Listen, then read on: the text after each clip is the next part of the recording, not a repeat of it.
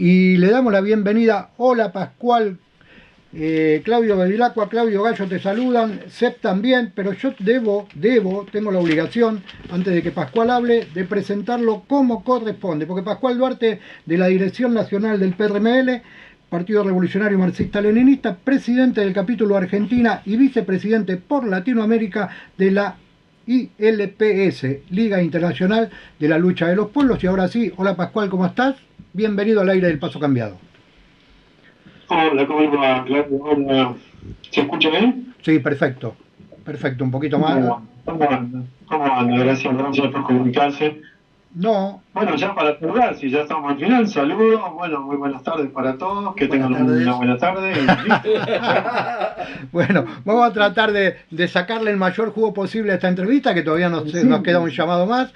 Y se cumplieron 80 años de la creación del Fondo Monetario Internacional y del Banco Mundial, entidades que, según quienes las crearon, tenían el fin de garantizar el bienestar de los pueblos o una economía más sustentable en países emergentes y demás, cosa que vemos a lo largo de los 80 años que ha sido todo lo contrario, ¿no? ¿Qué opinión tiene usted para darnos sobre eso? Y la opinión que tengo y que tenemos es que lejos de eso, terminó siendo la imposición, digamos, de la hoja de ruta del capital financiero, principalmente estadounidense. Digamos que en el marco de la posguerra, todos los negocios que hicieron, reconstruyendo Europa y posteriormente imponiendo el patrón ajustado del patrón dólar, o sea, el acuerdo de Bretton Woods, digamos, todo eso significó la apertura, digamos, del predominio absoluto del dólar y del manejo de la deuda y bueno, de todo lo que estamos padeciendo en la actualidad. Así que lejos de un festejo, digamos, para ir y prenderle fuego a todas las instituciones, claramente. Claro. ¿Cómo se vive desde la Liga Internacional de la Lucha de los Pueblos la situación, por supuesto mundial por un lado, pero en los que también nos atraviesa en nuestros territorios latinoamericanos, ¿no? Lo que está pasando en Venezuela, lo que está pasando, por ejemplo, en Colombia o en Bolivia, que venimos también de un episodio, algunos hablan de un falso golpe de Estado, otros hablan de un golpe de Estado, y de la economía que está, por supuesto, atravesando todo Latinoamérica. ¿Cómo lo viven ustedes eso?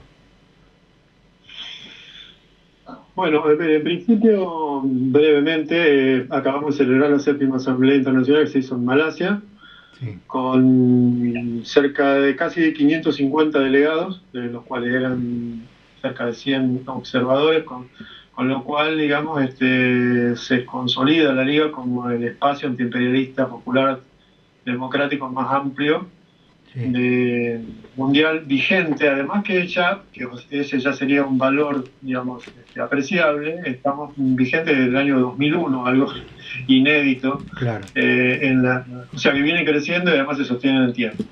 Eh, que como vemos, en principio vemos que se agudizan la lucha interimperialista, que han surgido nuevos componentes que aspiran a que le disputan a Estados Unidos y Europa y sus socios el reparto de nuevos territorios, nuevos mercados, le disputan el tema de la moneda, esto que vimos recién, ¿no? El Fondo Monetario, el Banco Mundial, Sí. y que se acerca peligrosamente a la guerra, guerras de agresión, estamos viendo eso en Ucrania, estamos viendo eso en Medio Oriente, pero también lo estamos viendo en África y en otros contextos. Acá, aparentemente, la cosa está un poco más tranquila, aunque no es así, como lo demuestra, bueno, la injerencia permanente sobre todos los estados, con distintos tipos de intervenciones, algunas más abiertas, otras menos o más solapadas, pero básicamente lo que hacen es intentar recuperar lo que fue lo que ellos consideran el patio trasero, por lo tanto, pero bueno, de todas maneras, tanto, sobre todo China, en términos económicos, no solo económicos, pero Sí. y China y Rusia y otros, incluso Irán, han tenido bastante que ver en la colaboración con esto, digamos, con la competencia respecto de, bueno, de los recursos, respecto de la influencia política, mercado, etc. Así que bueno, está muy muy candente la situación y eso explica en parte, bueno, los permanentes, eh, a las distintas alternancias que hay respecto del poder y cómo hay sectores, digamos, una pugna permanente, sectores más democráticos o que intentan ser más progresistas y gobiernos abiertamente reaccionarios digamos que, como por ejemplo, como en el caso de Milei, abiertamente se ponen en esa carrera guerrerista con el sionismo, con la OTAN interviniendo en Ucrania, con Estados Unidos desplegando su comando sur, etcétera, digamos, y comprándole armamento, digamos, una cosa bastante compleja. Vos mencionabas el caso de Venezuela.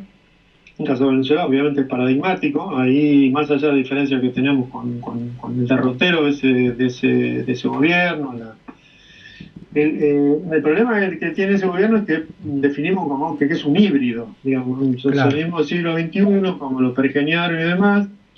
Chávez se da cuenta, casi a último momento, con lo que plantea, el escenario plantea, hay que hacer un golpe de timón, hay que ir hacia las comunas, hacia el poder comunal, para darle otro valor, digamos, avanzar más al poder más, no de los liderazgos ni de los capitanes, digamos, los que manejan la cuestión, sino hacerlo más colectivista y mucho más cercano al socialismo.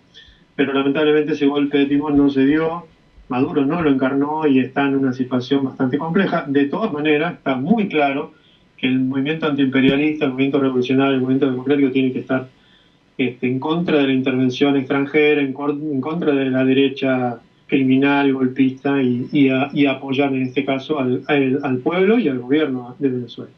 Claro. Quiero abrir el juego para nuestro compañero Claudio Gallo, que está acá escuchando atentamente. Cuando usted, Claudio, tenga alguna pregunta, lo puede hacer tranquilamente. Cómo no, cómo no. ¿Qué tal, Pascual? ¿Cómo andás?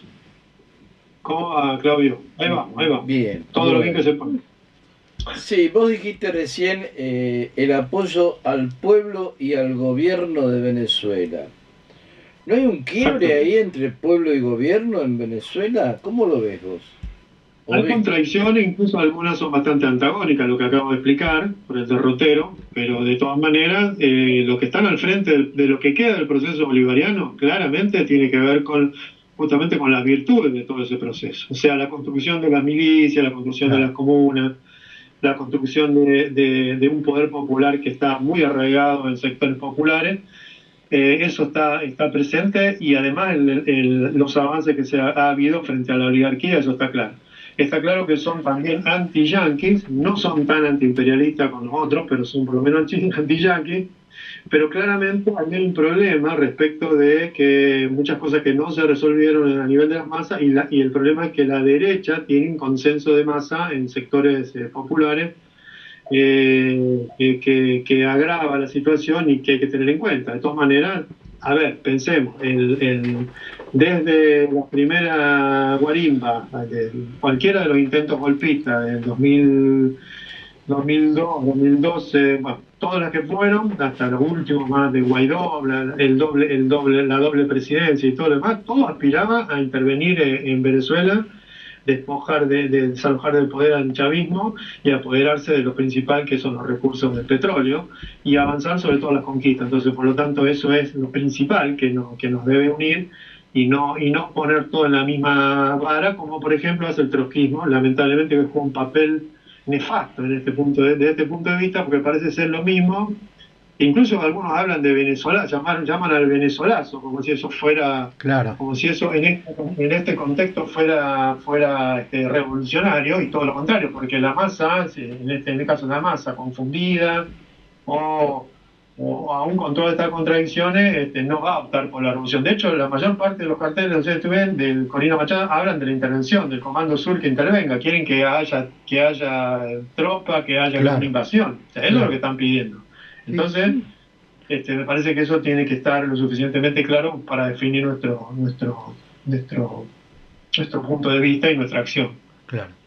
Sí, yo creo que está completamente claro lo que quiere la derecha y la ultraderecha, lo que quiere el fascismo, el imperialismo, etcétera, etcétera, ¿no? La intervención de Venezuela, un golpe de Estado, lo que sea. Ahora, vos hablaste recién, dijiste recién que la derecha tiene consenso de masas en Venezuela. Es decir, Un cierto consenso de un masas, sí. cierto consenso de masas. Que por lo que uno ve por la televisión, porque uno no está en Venezuela, ese consenso de masas es importante. O sea, no son 4 oligarcas locos que salieron a la calle con una pistolita, ¿no? O sea, hay centenares de miles, si no millones de personas que apoyan el hecho de que Maduro se tiene que ir. Esto es lo inusual, ¿no?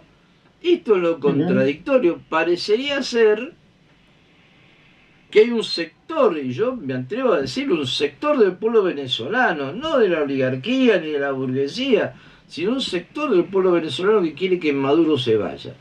Ante esto tenés un gobierno que dice que ganó las elecciones pero que no da pruebas de ello, ¿no?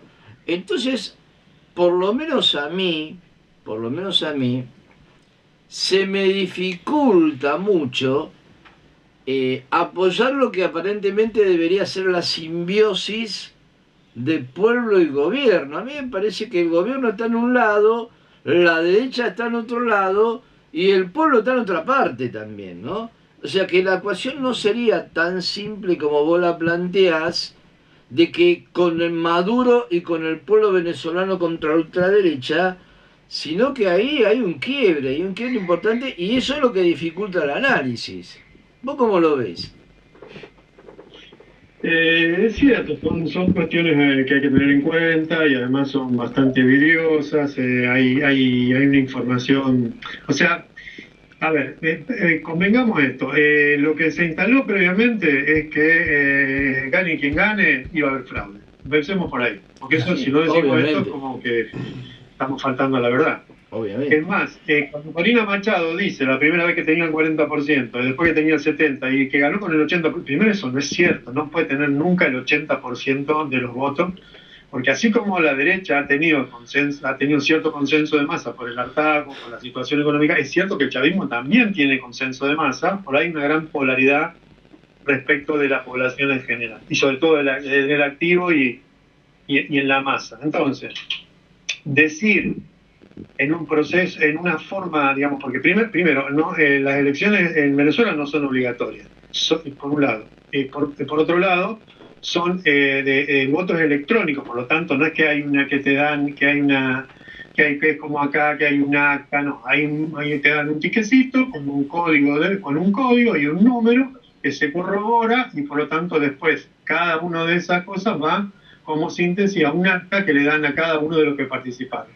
Lo que dice el chavismo, que no sé qué es lo que piden, porque lo que ellos están mostrando lo tienen todos los partidos. Por eso que Maduro se presenta en la sala electoral, que es la cual hay que recurrir, ¿sí? Como de hecho, por ejemplo, ninguno de la oposición ha recurrido a ese lugar para impugnar. Simplemente las impugnaciones las han hecho frente a los micrófonos y apelando a que todo el mundo dijera sí, bueno, Maduro, no. Porque claro, dan por sentado, muchos quieren que no estén más, claramente porque incluso para el trotskismo, bueno, trotskismo más vale que esté a la derecha, a ver qué pasa, después de última vez hacer una revolución. Claro. El peronismo ya se desligó de él, incluso los más progresistas pidiéndole las actas, tenés que demostrar que sos democrático y todo.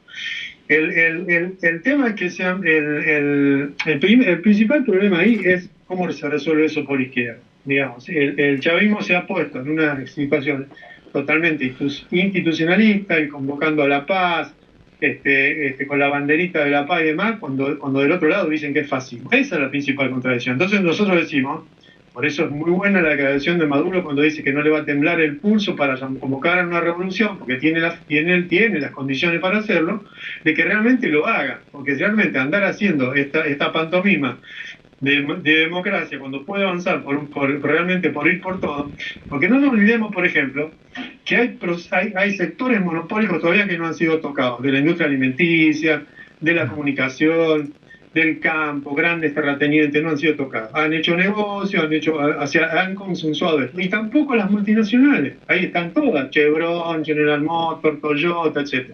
Entonces, claramente el chavismo no es un gobierno, no es el gobierno de Ho Chi Minh, digamos, Claro. no es un gobierno comunista, no le podemos pedir a ellos lo que no son, pero sí, claramente, si están diciendo, bueno, esto no va más, si ya probamos de todas maneras y hemos hecho todo tipo de elecciones, aun cuando perdimos, inclusive cuando perdieron la asamblea, no sé si recuerdan, ganaron la asamblea e inmediatamente llamaron a desconocer al gobierno, o sea, son golpistas.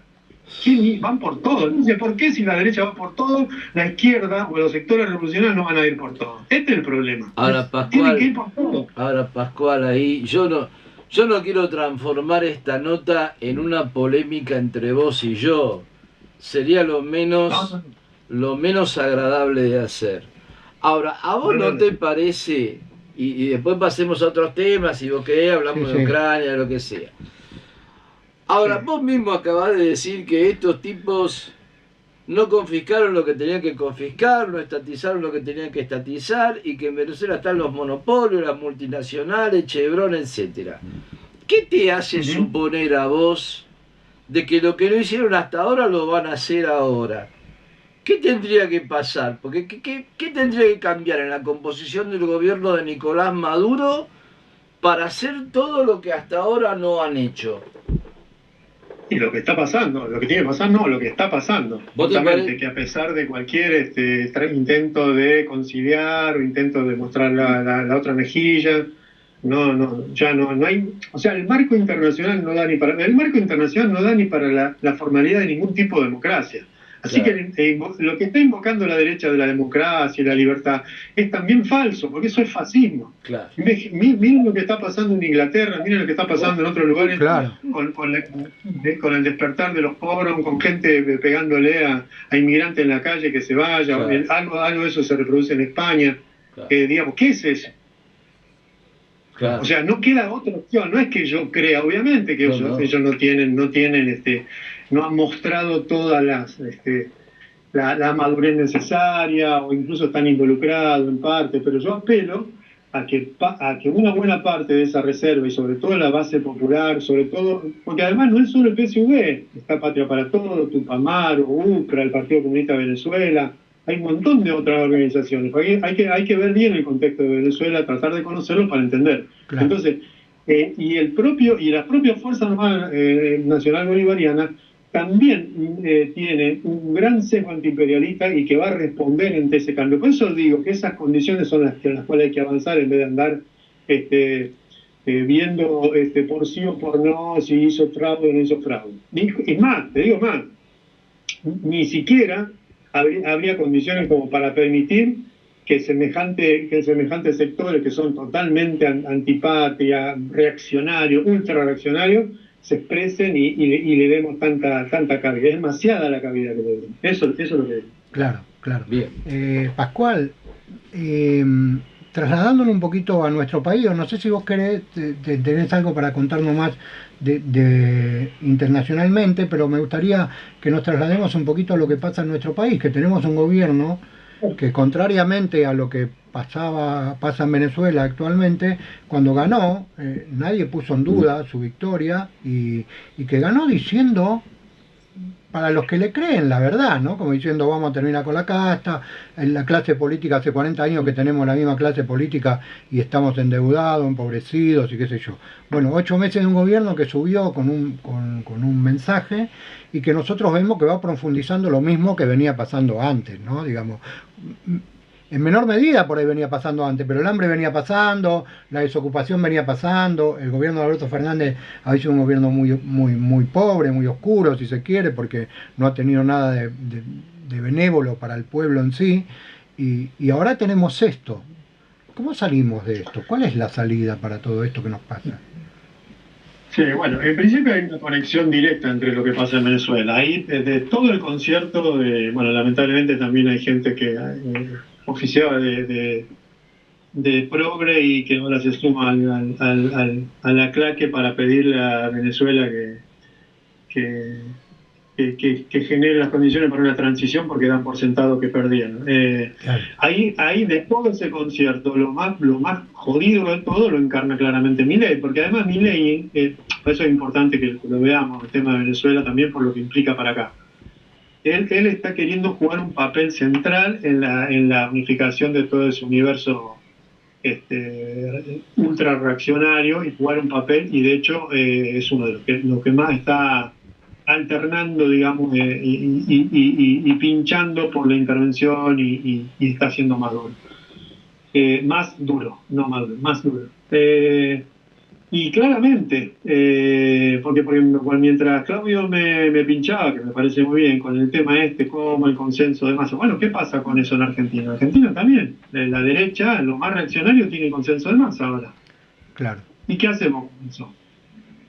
¿Qué hacemos? ¿Nos cruzamos de brazos, esperamos que pase la ola, que se decante? Porque claramente tienen problemas a nivel de las distintas expresiones de la clase dominante. Ya, por ejemplo, se han desmarcado varios, de Chin, que no es poca cosa. Y también el propio establishment, en el sentido de que una cosa era confiar con alguien que hacían con toda la familia grandes negocios y que dentro entre comillas, serio, como era el macrismo, y otra cosa es con semejante personaje como con el cual, que el dúo de él, Caputo, que no le cree. Entonces, se está cocinando su propia salsa, pero el problema es que ha impactado de una manera sobre la masa y sobre el activo, en el sentido de generar un temor, de este tema del protocolo antipiquete, sacarlo de la calle, toda la catarata de cosas que el decreto y la ley base habilita.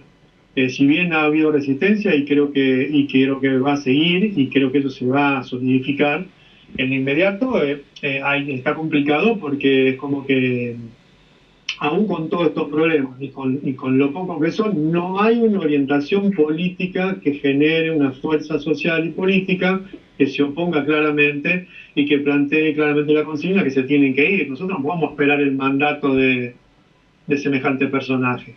Digamos, hay que generar las condiciones para que se vaya. Se tiene que ir, es claro eso. Entonces, bueno, me parece que esa es la cuestión a la cual hay que ponerle el hombro, digamos.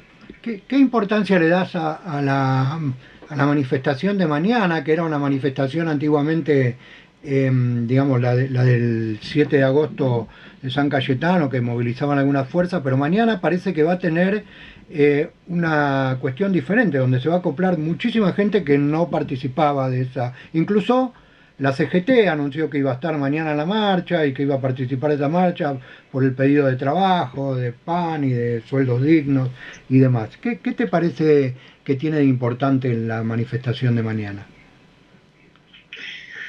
Me parece que cualquiera de las manifestaciones que ponga como centro el problema de la tremenda situación que se está viviendo, el incremento de la pobreza, de la indigencia, y sobre todo el escalamiento de los despidos, no solo en 7 meses, entre el empleo privado y el empleo estatal, hay cerca de 300.000 puestos menos, digamos. Eso está claro. Eso sumado a que la inflación no va, o sea, es un desastre. Entonces hay como que se buscan distintos hitos como para sumar fuerzas, y me parece bien, se están reeditando en algunos lugares, en algunas zonas, de a poco se está recobrando, se está templando un poco esta cuestión de unificarse, de salir a la calle. Todavía no es un programa común, no es una coordinación común, pero me parece que eso es positivo. Ahí en el Chaco, por ejemplo, va a salir una marcha, para dar un ejemplo, ¿no? Va a salir una marcha del Impenetrable a Castel, y antes tenía otra dimensión, pero bueno, se va haciendo lo posible, pero también se va haciendo. Entonces, bueno, en Capital del Chaco también se suman a esta experiencia, IATE y otras organizaciones hacen algo. El tema es que, claro, no tiene la misma impronta. O sea, lo que antiguamente era una marcha de Liniers a Plaza de Mayo, ahora es una convocatoria directamente a Plaza de Mayo. Claro. De hecho, ahí se transforma en un acto sin marcha, para evitar el tema. Porque si vos querés evitar el protocolo antipiquete, tenés que hablar de mucha gente. O sea, eso ya lo sabe todo el mundo. Claro. Entonces el problema es que no quieren mover lo que tienen que mover, y además lo que quieren mover tampoco pueden mover tanto. O sea, hay una situación compleja, claro, de masa y sobre todo del activo. En la cabeza de la gente hay como un verdadero marasmo. Pero bueno, pero me parece que hay que multiplicar esta actividad.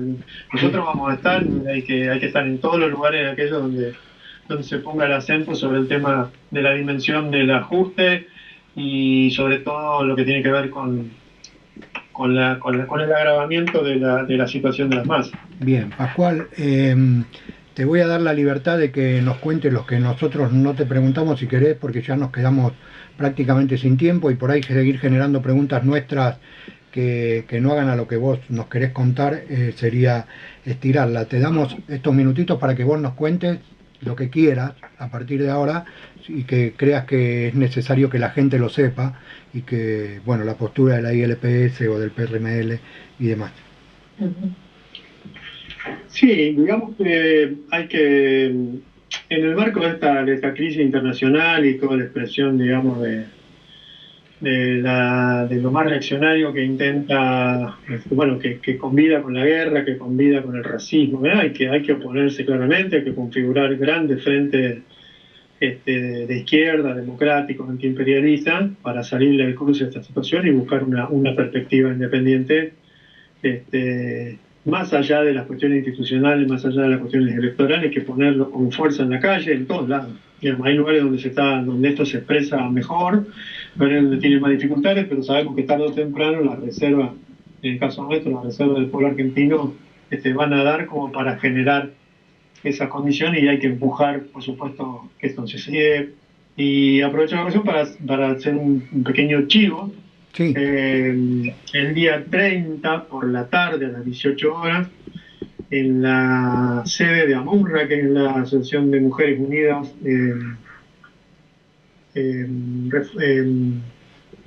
Refugiadas de la Argentina, emigrantes y refugiadas de la República Argentina, que fueron parte de la red de migrantes que fue previa a la Asamblea Internacional que se hizo en Malasia, donde también participaron, y vamos a hacer la presentación tanto de las conclusiones de la red de migrantes, a cargo de la compañera Natalia Beso, que es parte de la MUNRWA, y quien les habla por parte de la Liga, y vamos a estar ahí presentando toda esta bonita ensalada que tenemos.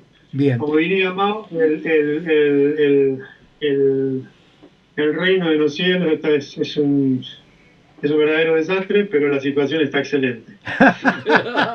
Bueno, muchísimas gracias. Tenemos tiempo, de acá al día 30 vamos a difundir varias veces esa actividad, así que después vamos a pasar el flyer y seguramente si quieren hablar con Natividad o conmigo, no hay problema. Perfecto. Y lo esperamos, a todos, obviamente, el 30 a las 18 horas, frente a Plaza 11. Muy bien, ahí estaremos. Muchas gracias, Pascual.